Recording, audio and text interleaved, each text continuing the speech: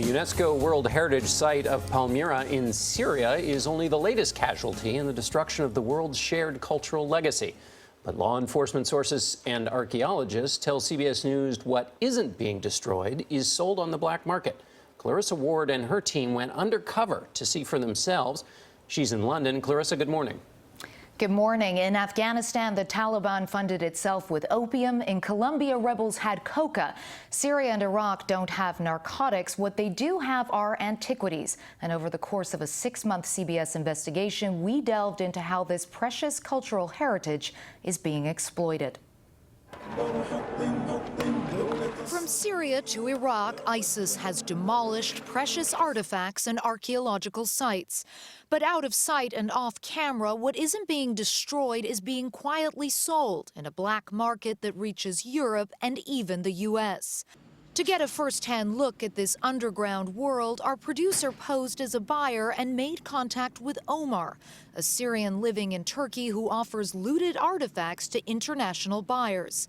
He sent us images of coins and statuettes, jewelry and ancient books, likely a mixture of real and fake items, experts tell us.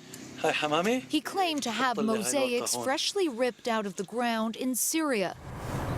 We met in Istanbul and recorded our meeting on hidden cameras. We asked archaeologist Omar Al-Azam to come with us to help authenticate the mosaic. 2 nervous young Syrians took us to a rundown apartment on the outskirts of town, and there it was. Wow. A beautiful Roman mosaic, nearly 2,000 years old, and as we learned later, potentially worth $100,000. This is clearly ripped out from the ground, so this was originally in the ground. In the ground? Yes. So undiscovered? Undiscovered, yeah. The smugglers told us it was one of 7 mosaics they had dug up in the ancient city of Palmyra, one of Syria's most significant archaeological sites, seen in satellite photos in 2011, now pockmarked with the robber holes of looters.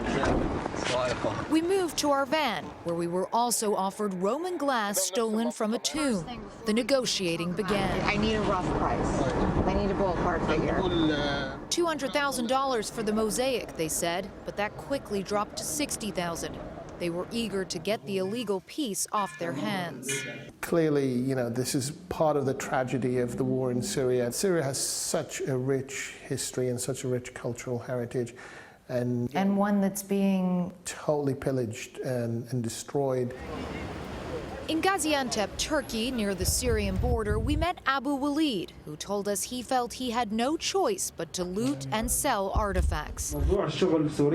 There is no more work in Syria, he said. People have to sell artifacts or join an armed group. They are obliged to either fight or steal. ISIS is the primary beneficiary, making tens of millions through the illegal trade. The group issues licenses to looters to dig in their territory. If you find an artifact, you take 80% and ISIS takes 20%, he said.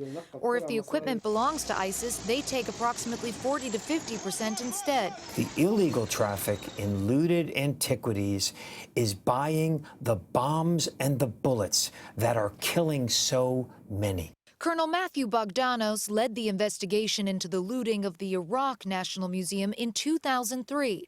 Now he prosecutes antiquity cases as an assistant district attorney. In a surprisingly small number of steps, you can go from the looter in ISIS-controlled territory to the smuggler who gets it out of the country, to a gallery owner who begins preparing forged documentation, and then ultimately getting a buyer.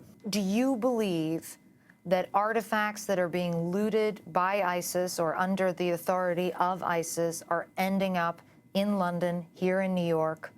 Yes, we have seen evidence of that. We have seen antiquities from ISIS-controlled countries wind up in the market.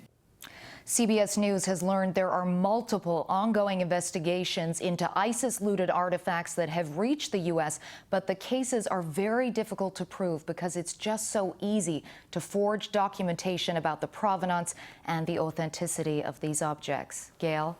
All right, Clarissa Ward. That was quite a negotiation. Starts at 200,000 and goes to 60,000 just because they want to get rid of what they know. Yeah. Is Amazing stolen work on property. her part. Yeah, incredible reporting. As always, Thank you, Clarissa. Clarissa Ward. Thank you, Clarissa.